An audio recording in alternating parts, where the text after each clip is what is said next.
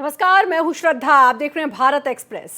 केंद्रीय वित्त मंत्री निर्मला सीतारमण ने देश का बजट पेश किया। इसमें मध्यम वर्ग को भरपूर राहत देने की कोशिश की गई। बजट को लेकर अलग अलग राज्यों के सीएम ने क्या कुछ कहा है, सुनिए। जी फॉर गरीब, वाई फॉर युवा, ए फॉर अन्नदाता और एन फॉर नारी शक्ति। यानी इन चार महत्वपूर्ण आयामों को ध्यान में रख करके एक विकसित भारत के लिए आत्मनिर्भर भारत का निर्माण करना है। प्रधानमंत्री जी के नेतृत्व में पिछले 10.5 वर्षों में भारत की अर्थव्यवस्था दुनिया की एक प्रमुख अर्थव्यवस्था के रूप में तेजी के साथ आगे बढ़ी है। एक डिस्पोजेबल इनकम एक बहुत बड़े तबके के हाथों में आएगी, जिसके कारण खरीद भी होगी, डिमांड भी बढ़ेगी, एमएसएमई को भी फायदा होगा, रोजगार की भी निर्मित होगी। तो एक प्रकार से इसका एक बड़ा अर्थव्यवस्था पर इफेक्ट हमको दिखाई देने वाला है। इसके साथ साथ जिस प्रकार से कृषि के क्षेत्र में अलग अलग योजनाओं को घोषित किया है, फिर 100 जिलों में जो नई कृषि की योजना हो, या फिर जो हमारे ऑयल सीड्स है, दलहन तिलहन है, इसके लिए एक नई योजना की घोषणा हो। इस नई योजना के कारण बड़े पैमाने पर किसानों को फायदा होगा। अर्थव्यवस्था के सभी क्षेत्रों के साथ सभी वर्गों के लिए उचित प्रावधान किए हैं। बजट में विकास दर में वृद्धि, समावेशी विकास पर विशेष फोकस प्रदान कर संतुलित विकास का रोड मैप प्रस्तुत किया है। इस बजट में सबका साथ, सबका विकास, सबका प्रयास और सभी का विश्वास पर विशेष बल दिया गया है। बजट देश के सभी वर्गों जैसे किसान भाइयों, मेहनतकश मजदूरों, महिला, युवा, कर्मचारी, एमएसएमई व मध्यम वर्ग की आशाओं पर पूर्णतः खरा उतरने वाला ये बजट है। इस प्रकार ये बजट सभी मायनों में ऐतिहासिक है और वर्ष 2047 तक भारत को विकसित अर्थव्यवस्था बनाने की दिशा में मील का पत्थर साबित होगा। देश के हर व्यक्ति का सपना पूरा करने वाला बजट है और इसके लिए मैं छत्तीसगढ़ की 3 करोड़ जनता के तरफ से हमारे देश के यशस्वी प्रधानमंत्री श्री नरेंद्र मोदी जी, देश के वित्त मंत्री श्रीमती सीतारमण जी और उनकी पूरी टीम को बहुत बहुत बधाई देता हूं, बहुत बहुत धन्यवाद देता हूं। और इस तरह का बजट भारतीय जनता पार्टी की सरकार ही प्रस्तुत कर सकती है और इस बजट ने मोदी जी के एक वचन को फिर से पूरा किया है। जैसे मोदी जी कहते हैं कि जिसे कोई नहीं पूछता उसे मोदी जी पूछते हैं। और सीधे रुख करेंगे, अश्विनी वैष्णव कुछ कह रहे हैं। Initially, provisions related to permanent establishment, provisions related to the storage of electronic components, all those have been announced in the budget. I thank Honorable Finance Minister and Honorable Prime Minister for giving such a big boost to the electronics and IT sector. Thank you, sir. 12 lakh तक की tax की छूट को कैसे देखेंगे? लगा कि ये बहुत बड़ा मिडिल क्लास के लिए तोहफा रहेगा। आज का बजट मिडिल क्लास के लिए बहुत ही महत्वपूर्ण बजट है। 12 लाख तक की सालाना आय पर कोई टैक्स नहीं लगेगा, ऐसा माननीय वित्त मंत्री जी ने आज अनाउंस किया है। बहुत ही बड़ी सौगात है ये। इससे हमारे मध्यम वर्गीय परिवारों के घर के हाथ में पैसे ज़्यादा बचेंगे, परिवार के लिए बेहतर सुविधाएं ले सकेंगे, घर खरीद सकेंगे। हर तरह की जो एक बहुत बड़ी तमन्ना रहती है मध्यम वर्गीय परिवारों में, वो पूरी कर सकेंगे। मैं माननीय प्रधानमंत्री श्री नरेंद्र मोदी जी को धन्यवाद देना चाहता हूँ, माननीय वित्त मंत्री श्रीमती निर्मला सीतारमण जी को धन्यवाद देना चाहता हूँ कि पूरे मध्यम वर्गीय परिवार में आज खुशी की लहर है। आपने एक ऐसा बजट दिया है जिसमें मध्यम वर्ग के लिए इतना बड़ा उपहार भी है, साथ ही साथ आपने जो ग्रोथ के लिए इन्वेस्टमेंट का, कैपिटल इन्वेस्टमेंट का पाथ है वो भी मेंटेन रखा है। प्रोडक्टिविटी, किसानों के लिए नए कई प्रकार की नई योजनाएं हैं और नौजवानों के लिए कई नई अपॉर्चुनिटीज खुलने की इस बजट में है। तो एक तरीके से सर्व समावेशी सभी के लिए और विशेषकर मिडिल क्लासेस के लिए, गरीबों के लिए, जैसा माननीय प्रधानमंत्री जी ने कहा था, माँ लक्ष्मी का उपहार आज हमारे मध्यम वर्ग। और वहीं महाराष्ट्र के उप मुख्यमंत्री एकनाथ शिंदे ने केंद्रीय बजट पर कहा कि इस बजट में मध्यम वर्ग, किसान, महिलाएं और बुजुर्गों समेत सभी लोगों को शामिल किया गया है और इस बजट से रोजगार भी बढ़ेगा। सबसे पहले मैं आदरणीय प्रधानमंत्री नरेंद्र मोदी जी को बहुत बहुत धन्यवाद दूंगा, उनका अभिनंदन करूंगा और केंद्रीय मंत्री अर्थ मंत्री निर्मला सीतारामन जी, उनका भी अभिनंदन करूंगा, क्योंकि ये बजट ऐसा बजट है जिसे हर घर में लक्ष्मी के सुवर्ण कदम, सुनहरे कदम पहुंच गए हैं। और एक तरफ से लक्ष्मी एक सर्वसामान्य मिडिल क्लास लोगों पे प्रसन्न हुई है और प्रसन्न होगी ऐसे अर्थ संकल्प से। इसमें बजट में सभी लोगों को शामिल किया है, मध्यम वर्गीय है, महिलाएं हैं, किसान है, युवा है, सीनियर सिटीजन है, सभी लोगों का विचार किया है और 12 लाख तक जो टैक्स फ्री किया है, ये इनकम टैक्स फ्री, वो तो बहुत बड़ी बात है। और अब हमारे साथ एक खास पैनल जुड़ चुका है। हमारे साथ तमाम मेहमान जुड़े हुए हैं। आरती मेहरा, नेता बीजेपी, आकाश जाधव, प्रवक्ता कांग्रेस, अनुप्रिया, प्रवक्ता जेडीयू और शुभांकर भट्टाचार्य, नेता टीएमसी हमारे साथ जुड़ चुके हैं। आप सभी का बहुत बहुत स्वागत है और बीजेपी का रुख करना चाहूँगी। आरती जी, आपका बधाई हो आपको भी। और मुझे लगता है पूरा मिडिल क्लास इस समय जो है, मध्यम वर्गीय, वो कहीं ना कहीं आज ये फील कर रहा है कि एक अच्छा तोहफा उनको मिल गया है। क्या लगता है, क्योंकि चारों तरफ तारीफ हो रही है इस बजट की, खास तौर पर नौकरी पेशा, क्योंकि 12 लाख तक छूट मिल गई है। जी बिल्कुल, मैं बधाई देना चाहती हूँ सभी भारतवासियों को और खास तौर पे अपने प्रधानमंत्री जी को, वित्त मंत्री जी को, जिनकी सूझबूझ से इतना इंक्लूसिव बजट आया है। ये बजट जो है, ये लोगों की, खास तौर पे मिडिल क्लास और गरीब, युवाओं, किसानों, उन सबकी आकांक्षाओं पे पूरा उतरता हुआ बजट है। ये इतना इंक्लूसिव है कि इसमें हर बहुत एक संवेदनशील मन और हृदय और दिमाग से सोच के जिस प्रकार से किया गया है, मुझे ऐसा लगता है कि भारत की जनता आज बहुत खुश है और दिल की गहराइयों से वो अपना आशीर्वाद निर्मला सीतारमन जी को दे रही होगी, अपने आदरणीय प्रधानमंत्री जी को साधुवाद जरूर दे रही होगी। क्योंकि ये बजट विकसित भारत का बजट है।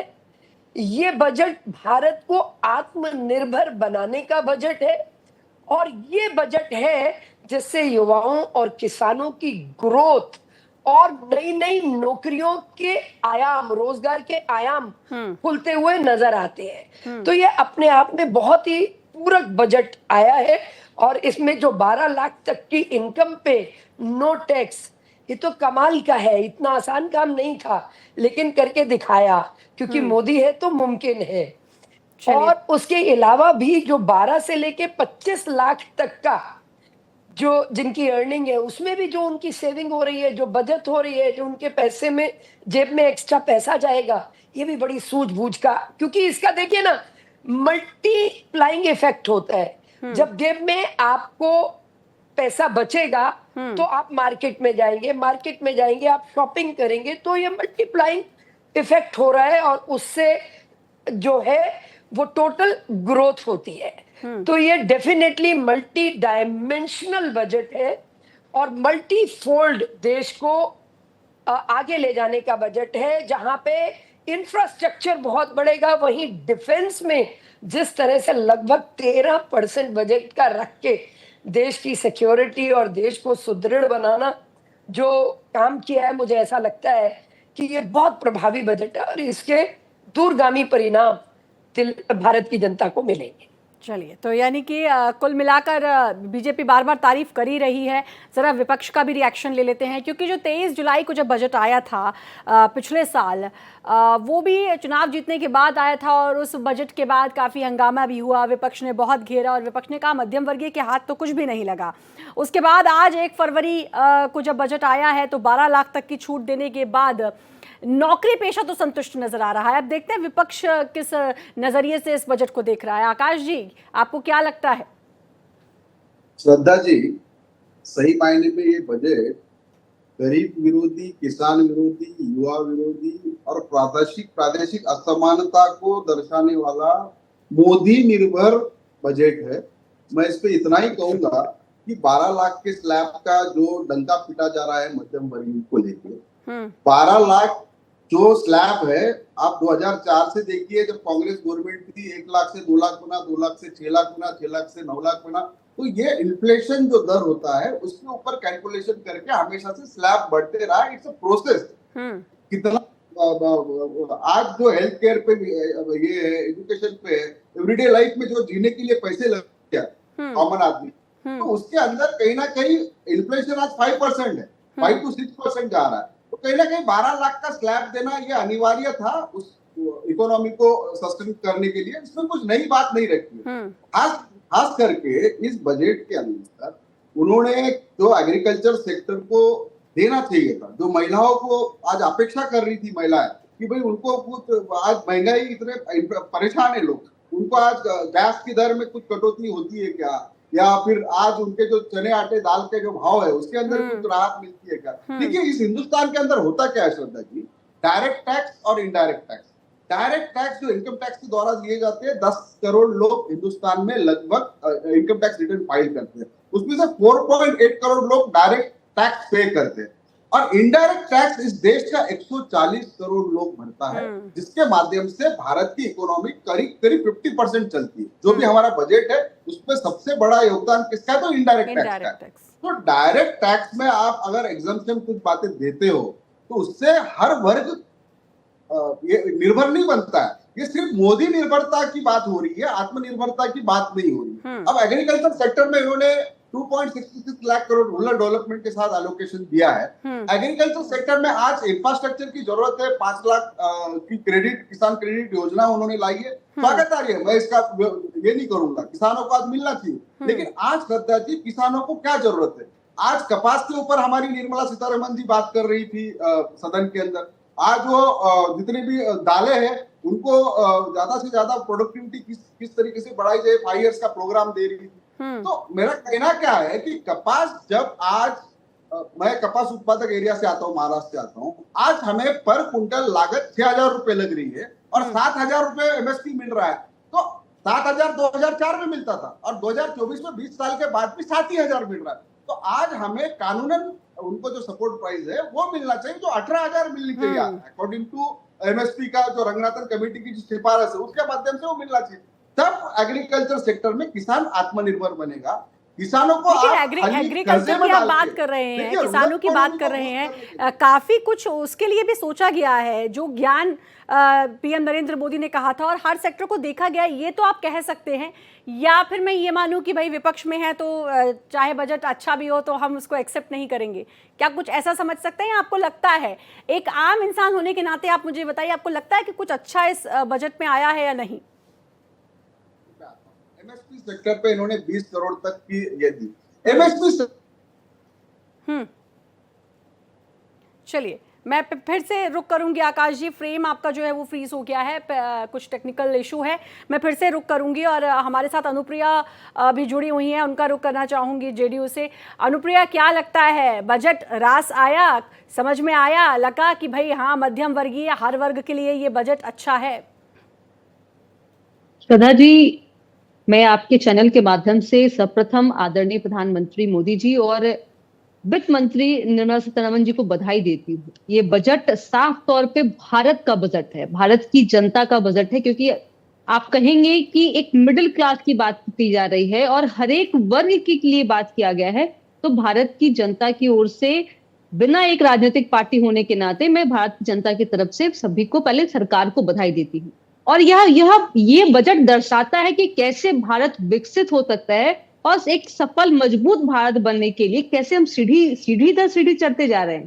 क्योंकि ये जो आप बजट में युवाओं की बात हुई है, किसानों की बात हुई है, महिलाओं की बात हुई है, जैसा कि मुझसे पहले प्रवक्ता भी जो कह रहे थे, देखिए इनकी मजबूरी है कि वो विपक्ष के प्रवक्ता हैं और बिल्कुल, उनकी बिल्कुल, मजबूरी और है कि विपक्ष की बात आ रही है। अनुप्रिया, माफ कीजिएगा, रोकना चाहूंगी आपको। कांग्रेस प्रेस कॉन्फ्रेंस कर रही है, सीधे रुख उसका करेंगे। By the Honorable Prime Minister. Let me first look at the financial performance in the current year, 24-25. Revised receipts are lower by 41,240 crore. Revised net tax receipts are lower by 26,439 crore rupees. On the expenditure side, total expenditure has been cut by rupees 1,04,025 crore and capital expenditure has been cut by rupees 92,682 crore. Of this cut, the sectors that have suffered most and the amounts of cuts are health, 1,255 crore rupees. Education, 11,584 crore rupees. Social welfare, 10,019 crore rupees. Agriculture, 10,992 crore rupees. Rural development, 75,133 crore rupees. Urban development, 18,907 crore rupees.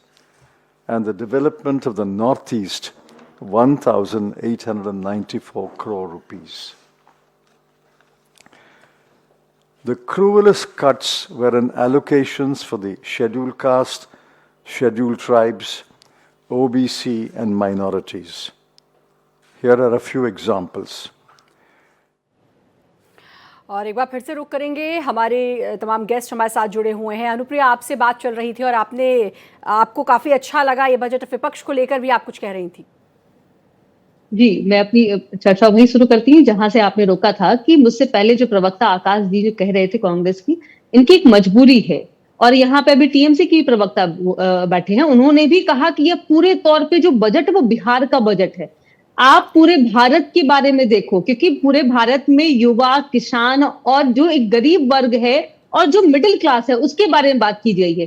शिक्षा के बारे में बात की जाए, IIT की seat बढ़ाने की बात की गई है, मेडिकल कॉलेजेस में सीटें बढ़ाने के बारे में बात की गई है, आप पटना के एयरपोर्ट में का बढ़ोतरी करने के बारे में बात की गई है। तो ये पूरा बजट, मुझसे पहले जो प्रवक्ता आकाश यादव जी कह रहे थे वो कपास किसानों के बारे में, मैं इनसे पूछना चाहूंगी कि उनको 5 लाख का लोन प्रोवाइड करने की सरकार बात कर रही है, वो कौन से कैटेगरी में आते हैं? वो किसान ही आते हैं। वो कहाँ के किसान है? भारत के किसान है। तो यह बजट भारत की जनता के लिए है। विडंबना है यह है कि जब भी बजट आना होता है, कांग्रेस या तमाम जितने भी विपक्षी दल होते हैं उनकी चीखें और घबराहट बढ़ जाती है, क्योंकि भारत विकसित भारत की ओर बढ़ते चला जाता है। उज्जवल भारत की जो कल्पना आदरणीय प्रधानमंत्री मोदी जी करते हैं। जुलाई में 23 जुलाई को जब बजट आया था तब भी विपक्ष का यही आरोप था कि ये सीधे सीधे बिहार को बहुत सौगातें दी गई हैं। और शुभांकर बैठे हुए हैं हमारे साथ, मैं शुभांकर का भी रुख करना चाहूंगी। शुभांकर, लगता है आपको कि ये बजट भी बिहार के लिए है? मैं सबसे पहले श्रद्धा जी, एक चीज है कि पहले तो बजट को समझते हैं, इसको बिहार का है कि पंजाब का है कि किसका है, उससे पहले बजट को समझते हैं। मैं इस बात से इनकार नहीं करूंगा कि हाँ ठीक है, मध्यम वर्ग को कहीं ना कहीं राहत मिली है, कुछ जगहों पे किसानों की बात की जा रही है, अच्छी बात है। लेकिन अगर सीधे तरीके से अगर पहुंचना जरूरी है तो सबसे बड़े जो चैलेंजेस हैं, फॉर एग्जाम्पल एम्प्लॉयमेंट लेके सबसे बड़ा चैलेंज हमारा देश जूझ रहा है। और एम्प्लॉयमेंट तब तक नहीं हम लोग बढ़ा सकते जब तक हम स्टेट का रोल जब तक नहीं बढ़ाएंगे, नंबर 1। नंबर 2, जब तक हम कंज्यूमर चीजों को, हम रोज एलईडी टीवी नहीं खरीदते, हम रोज रेफ्रिजरेटर नहीं खरीदेंगे, हम रोज मोबाइल फोन नहीं खरीदेंगे, लेकिन आटा, दाल, चावल, टूथपेस्ट, साबुन, ये हम रोज खरीदेंगे। जब हम इसके ऊपर आएंगे, जब हम उसमें कंपटीशन को अलाउ करेंगे होना, जब उसमें 4 और नए कंपनीज को बढ़ने के लिए हम कोई चीज प्रोत्साहन देंगे, तब जाके एम्प्लॉयमेंट भी बढ़ेगा। जब साथ ही साथ हम स्टेट के रोल्स को हम ज्यादा ओपन करेंगे, स्टेट्स को अपने साथ लेंगे, ये कहेंगे कि डबल इंजन की सरकार सिर्फ जहां पे हम जीते वही नहीं, हर एक जगह पे हमारी डबल इंजन की सरकार होगी, हर एक मुख्यमंत्री जो होगा वो हमारे एक और हमारे साथ का इंजन होगा, हम हर एक प्रदेश के विकास की बात करेंगे, तब आप कुछ एक प्रोडक्ट्स की बात नहीं करेंगे, आप एक होलसम इकोनॉमी की बात करेंगे, जो कि होता हुआ कम दिखाई देता है। कुछ प्रोडक्ट्स को लेकर मैं बात कर रहा हूं, बहुत हम लोग खुश हो रहे हैं। अभी कैंसर ड्रग्स की बात की गई, लाइफ सेविंग ड्रग्स की बात की गई। साहब पिछले 10 साल को देखिए, पहले आपने कमाया, उस समय कमाया जब कोविड से पूरा देश जब त्रस्त था, सब मर रहे थे, उस समय आपने ऑक्सीजन से भी कमाया, उस समय आपने एलएसडी से भी कमाया, सब कुछ कमाया। और आज जब ये चीजें रिस्क नहीं है, कंपैरेटिव रिस्क की कमी है, तब आप ये थोड़ा सा आपका सीधे तौर पर ये कहना है कि एक 12 लाख सबको समझ में आ रहे हैं, इसके इर्द गिर्द बहुत सारी चीजें हैं जो होनी चाहिए थी और वो इस बजट पे नहीं है। मुझे लगता है कांग्रेस के प्रवक्ता भी और शुभांकर आप भी यही चीज समझाना चाह रहे हैं। जरा आरती जी का मैं रुख कर लेती हूँ। आरती जी, जब भी बजट की बात आती है और बजट से सबसे पहले जो आम आदमी है, एक तो टैक्स को वो देखते हैं, दूसरी एक और वो चीज़ देखते हैं, खासकर हम जैसी महिलाएं, क्योंकि रसोई घर चलाती हैं, तो हमें वो भारी भरकम शब्द तो नहीं पता, लेकिन वो रसोई में क्या सस्ता हुआ, क्या महंगा हुआ, क्या इतने में मेरी घर की रसोई महीने भर की चल जाएगी और चलने के बाद भी क्या मैं कुछ बचा लूँगी। जो मध्यम वर्गीय महिलाएं होती हैं वो इस तरीके से सोचती हैं। आपको लगता है कि इस बजट से एक महिला अपना घर भी चला लेगी जितने में पहले में चलाती थी, और उससे थोड़ी बचत भी कर लेगी जो कभी आड़े वक्त में उसके काम आ जाए? जी बिल्कुल श्रद्धा, आप बिल्कुल ठीक कह रही हैं, और वही मैंने पहले भी कहा था कि ये जेब में पैसा बढ़ाने वाला बजट है। 12 लाख पे तो टैक्स लगेगा नहीं, 12 से 24 लाख तक पे आपकी जेब में 1,20,000 बढ़ के आएगा। अगर वो पैसा आएगा तो वो दोबारा से इकोनॉमी को पुश करता है, वो बचत होती है। और मैं अभी बड़े शुभांकर जी कह रहे थे, मैं बड़े सविनय निवेदन के साथ कहना चाहती हूँ, जब आप डबल इंजन की बात करते हैं तो डबल इंजन वो होता है जहां पे कोऑर्डिनेशन से काम हो सके। ये डबल इंजन वहां आया है जहां पे सरकारें, जैसे टीएमसी की सरकार बंगाल में, दिल्ली में अरविंद केजरीवाल की सरकार आम आदमी पार्टी की, ये कुछ भी कोऑर्डिनेशन से नहीं करना चाहती। जो भी देश की योजनाएं हैं, जो भी भारत सरकार की, जिन पे प्रधानमंत्री मोदी जी की मोहर लगी है, ये अपने राज्य में उसका बेनिफिट देना ही नहीं चाहती। ये 2 सरकारें हैं पिछले 5 साल में सिर्फ इतना बता दें। आयुष्मान योजना का लाभ ही नहीं लेने दिया, एक भी रजिस्टर नहीं करा केस। क्यों? क्योंकि उनको ये लगता था कि नरेंद्र मोदी जी की योजना लोगों तक पहुंचेगी। दिल्ली में लगभग 51 लाख लोग इसके पात्र थे और वो इसका लाभ नहीं ले पाए। तो ये बड़ी यानी कि कोऑर्डिनेशन की कमी। आप कह रहे हैं कि अगर सरकार देती भी है तो जहां पर डबल इंजन की सरकार नहीं है वहां पर कोऑर्डिनेशन की कमी के चलते भी दिक्कतें आती हैं। आकाश, आपका रुख करना चाहूंगी। शुभांकर, आप भी कुछ कहना चाह रहे थे ब्रेक पे जाने से पहले, लेकिन आकाश से बात कर लेती हूँ क्योंकि आकाश ने कुछ फायदे भी उस समय आपने गिनाए थे कि हाँ ये चीज़ें ठीक हैं, ये ठीक नहीं है। लेकिन एक बात जो आप दोनों ने कही, आपने भी आकाश और शुभांकर आपने भी, कि जो इनडायरेक्ट टैक्स की बात हो रही है और जो हमको पता भी नहीं होता हम भर लेते हैं, उसमें बहुत सारी चीज़ें होती हैं जिनको हम खरीदते हैं रोज़मर्रा की, उसमें बहुत ज़्यादा राहत नहीं मिली है। देखिए श्रद्धा जी, वही है कि मोदी जी का जो मोडस ऑपरेंडी है अभी तक की 2014 से लेकर अभी तक, वो एक बड़े शिकारी है। वो शिकार करने के पहले उसको दाना डालते हैं। तो 12 लाख का जो स्लैब है लोगों को दिखाने के लिए, लेकिन 140 करोड़ लोगों से जो जीएसटी के माध्यम से उनके रोज जेब कतर रहे हैं, उनके जो सेविंग्स है, आज एमएसएमई सेक्टर में 20 करोड़ की तक प्रावधान उन्होंने किया लोन का, लेकिन एमएसएमई सेक्टर को जीएसटी से इतनी बड़ी मार है कि वो सरकार के लिए कमा रहा है, खुद तो कुछ सेविंग कर ही नहीं पा रहे। जो छोटा व्यापारी है उसका आज घर नहीं चल पा रहा है क्योंकि पूरी जीएसटी के माध्यम से सरकार पैसे छीन ले रही है।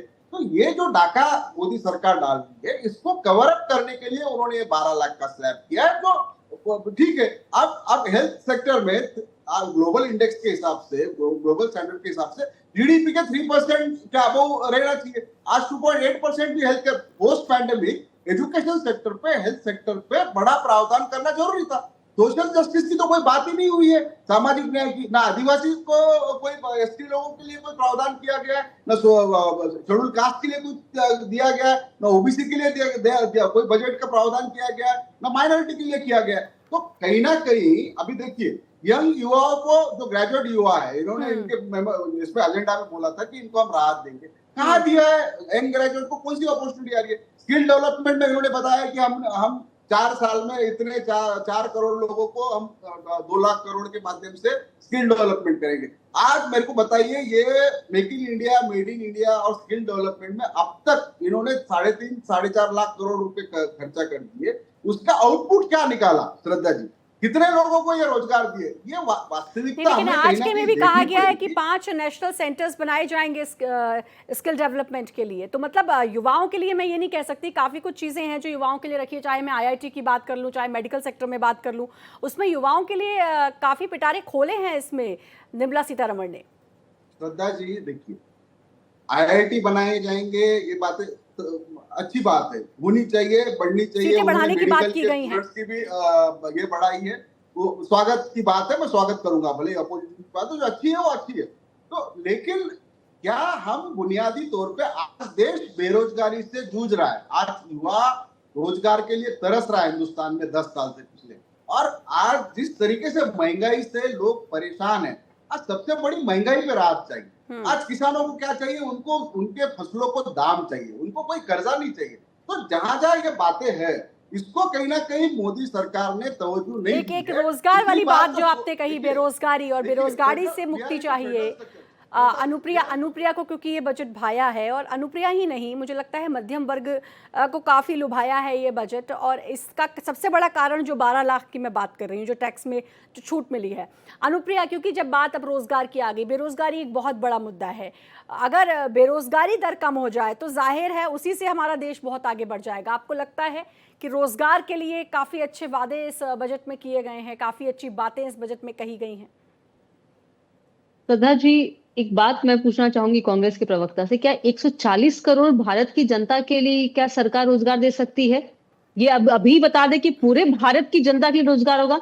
आप देखिए, इसी बजट में आपने स्टार्टअप के लिए 10,000 करोड़ रुपए की बात की गई है। तो रोजगार 21 अधिकार देता है, सरकार का दायित्व बनता है। ये देश संविधान के हिसाब से चलता है, वही तो आपकी सरकार नहीं देख रही है। संविधान रोजगार देने का काम सरकार कर रही है ना। आपका सरकार मतलब क्या? आप सुन लीजिए, हमारे मालिक सुन लीजिए, आप हमारे लिए बैठे हुए नौकर हो। आकाश, सरकार मतलब 140 करोड़ लोगों का काम करने वाली है, तो उन्हीं से हम आपने शायद सुना नहीं आकाश जी मेरी बातों को। मैं कह रही कि पूरे भारत की जनता को रोजगार नहीं दिया जा सकता है। भारत की जनता समृद्ध हो, भारत की जनता खुद से आपने स्वावलंबी हो, इसके लिए रोजगार के साथ साथ में आप नौकरी के साथ में हम रोजगार का भी हम प्रबंध करेंगे। हम छोटे छोटे बिजनेस की बात करेंगे, बिजनेस स्टार्टअप के लिए। आखिर बिजनेस स्टार्टअप कौन करेगा? युवा, कई वर्ग के लोग हैं कि जिनको शामिल होना है। महिलाएं आज देखिए स्टार्टअप में शामिल हो रही हैं, और महिलाएं जिससे बढ़ चढ़ के हिस्सा ले रही है। तो ये बातें इनको समझ में नहीं आ रही है, क्योंकि इनको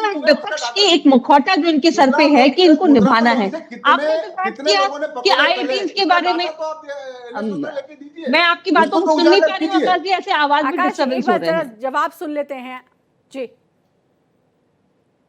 इन्होंने कहा कि रोजगार के बारे में कहा, किसानों के बारे में कहा। देखिए, इनकी नफरत की दुकान चलती है। कैसे इन्होंने आदिवासी कर दिया? अरे पूरे भारत का बजट हो रहा है। आप देखिए, मिडिल फैमिली के बारे में बात हो रही है, महिलाओं के बारे में बात हो रही है। महिला आदिवासी भी होती है, महिला दिल्ली में बैठी हुई जो रोजगार कर रही महिला, वो भी महिला होती है। और जो 12 लाख इनकम के बारे में बात हो रही है, आप देखो, ये सिर्फ बिहार के लोग नहीं होंगे, ये बंगाल के लोग नहीं होंगे, पूरे भारत में जिन्होंने 12 लाख जिनका सालाना इनकम है, उन्हें टैक्स माफ किया गया है। तो आप कंबाइन देख पाते हैं टैक्स की तो एक बात है, उसकी तो अनुप्रिया, उसकी हर जगह तारीफ हो रही है। बात जो टैक्स की है उसकी हर जगह तारीफ हो रही है, लेकिन टैक्स के इतर कुछ चीजें जिस पर हम डिस्कस करने के लिए बैठे हैं, चाहे वो इनडायरेक्ट टैक्स, मैं वो इसलिए कह रही हूँ कि साबुन भी खरीदने जाते हैं, हमें नहीं पता होता हम उसमें टैक्स दे रहे हो, तो अगर आगे पढ़े तो समझ में आता है, अच्छा इतना हमने टैक्स दे दिया। कहीं खाना खाने जा रहे हैं तो वहाँ पर हम तमाम तरीके के टैक्स देते हैं। तो ये सारी जो चीज़ें होती है रोज़मर्रा में शामिल होती हैं। डायरेक्ट टैक्स जो है वो साल में एक बार भरना है, उसमें हमें एक बड़ी अच्छी छूट मिल गई है। लेकिन मुझे लगता है कि ये एक सही बात है कि इसमें कितनी छूट, इसमें क्या चीज़ें महंगी और क्या चीज़ें कमी। मैं बार बार कहती हूँ कि जो टैक्स को या बजट को जब समझना हो, या तो आप बहुत बड़े अर्थशास्त्री हो तो आपको बड़े अच्छे से समझ में आएगा क्या है क्या नहीं है। जब आप एक आम इंसान होते हैं, आम बोलचाल की भाषा समझते हैं, तो आपको इतना ही समझ में आता है अच्छा ये चीज़ महंगी हो गई, ये चीज़ सस्ती हो गई। ये इस तरीके से आप टैक्स को ज़्यादा समझ पाते हैं, और उससे थोड़ा ज़्यादा होता है कि टैक्स हमें कितना पे करना है। इस तरह से आप बजट को समझ पाते हैं। तो ये इस तरीके से ही हम बजट को समझने के लिए यहाँ पर बैठे हैं। अनुप्रिया, फिर से रुक करूँगी। शुभांकर बहुत देर से इंतजार कर रहे हैं।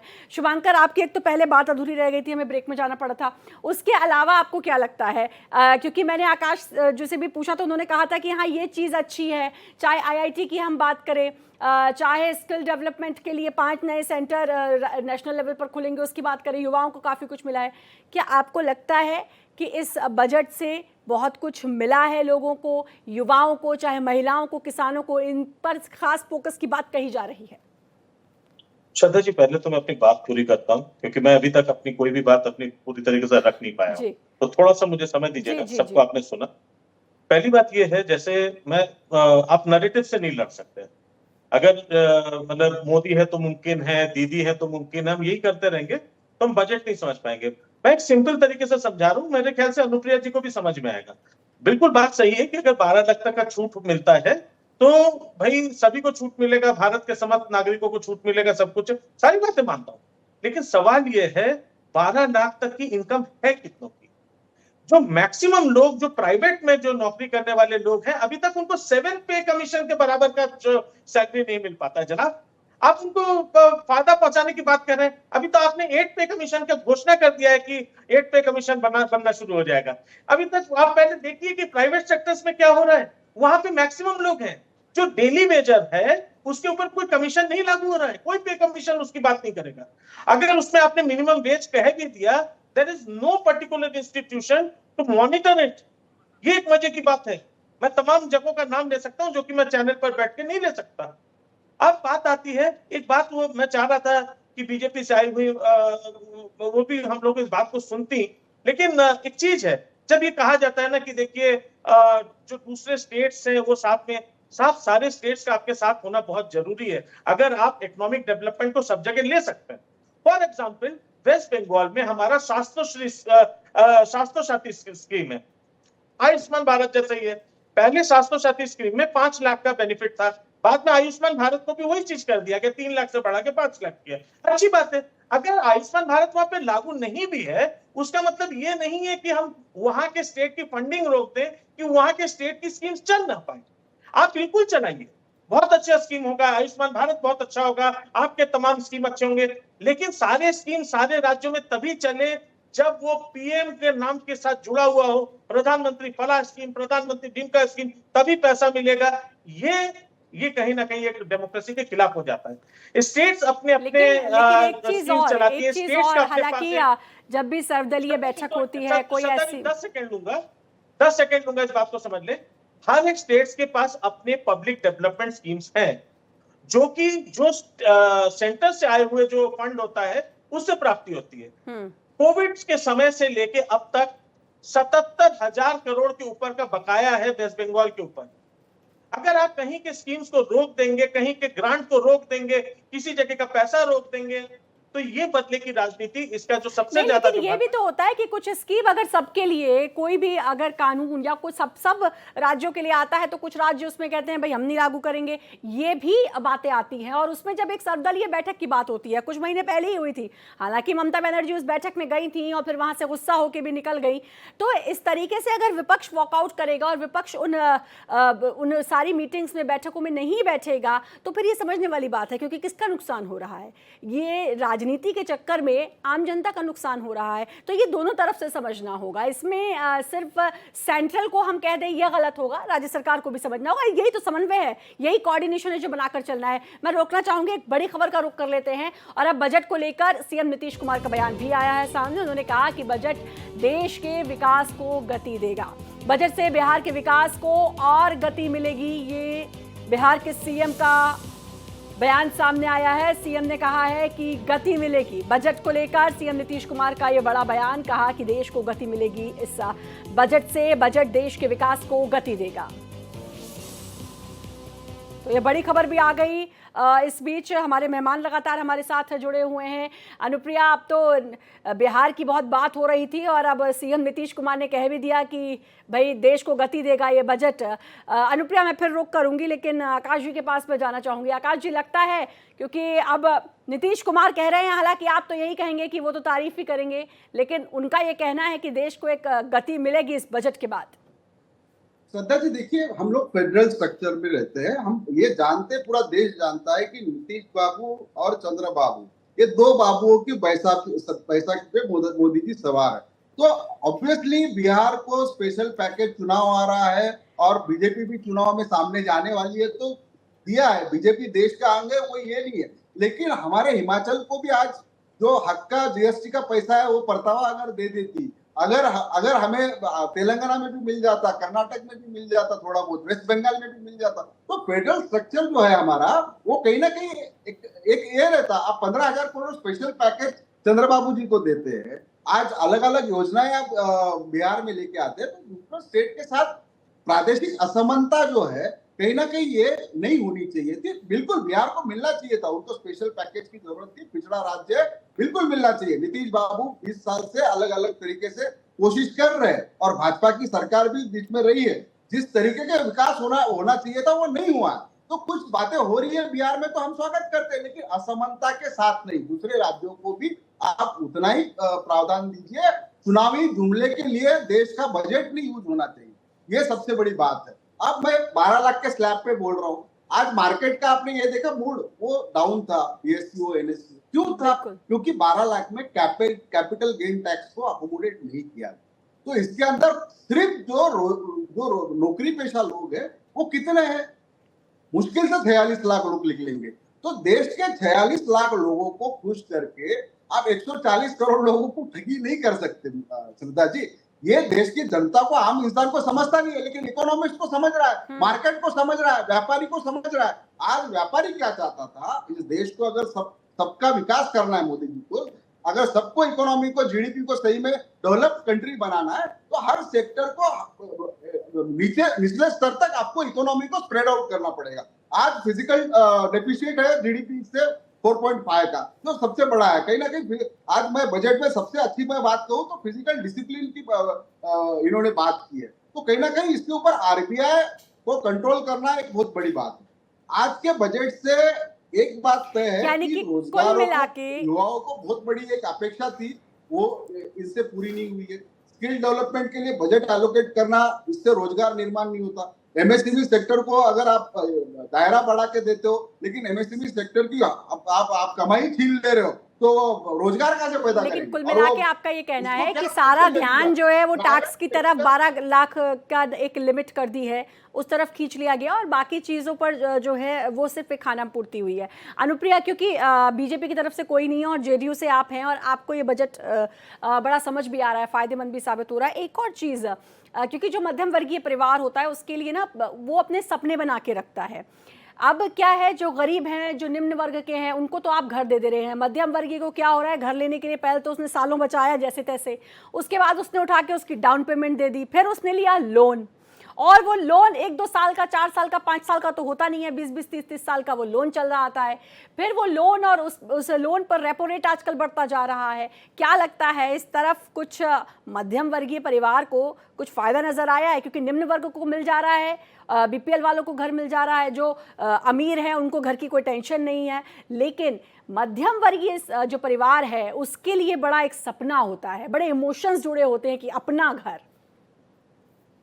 श्रद्धा जी, पहले तो मैं माननीय मुख्यमंत्री जी की बात को मैं दोहराना चाहूंगी कि उन्होंने देश के प्रधानमंत्री जी को बधाई दी है, और जैसा कि आकाश जी ने भी माना कि बिहार को विशेष राज्य और विशेष पैकेज की जरूरत थी। एटलीस्ट इन्होंने इनके स्टेटमेंट से एक बात तो झलकता है बिहार के साथ में कि 2005 के पहले जो बिहार में महागठबंधन की सरकार थी, जो कि डबल इंजन की सरकार, उस समय की महागठबंधन की सरकार थी, आरजेडी और कांग्रेस सरकार थी, जिसने बिहार को उस दुर्गति तक पहुंचा दी थी कि बिहार अब तक उसको विशेष राज्य की दर्जा की जरूरत है, और अब केंद्र की सरकार अब बिहार पे विशेष ध्यान दे रही है। तो बिहार भी एक भारत का अंग है और बिहार का भी हक है कि वो उस तरह से देश की प्रगति में सम्मिलित हो। अब आपने कहा कि मिडिल क्लास के होम लोन के बारे में बात का, कि निश्चित तौर पे आपने देखा कि एक स्टेटमेंट है, साफ स्टेटमेंट है, यह जो बजट है ये मिडिल क्लास के लिए है। क्योंकि आपने अलग अलग पैमानों की बात की, आपने कहा कि डेली हम लोग जो डेली वस्तुओं का हम लोग खरीद बिक्री करते हैं उस पर जो टैक्सेस की बात कर रही हैं,